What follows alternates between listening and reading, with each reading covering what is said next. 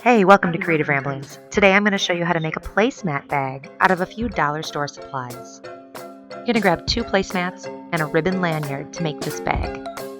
Start by taking your placemats and putting them right sides together, then sewing around 3 edges, being sure to backstitch at the ends to ensure a nice tight stitch.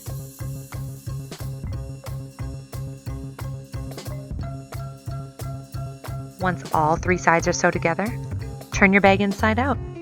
Now it's time to add the handles.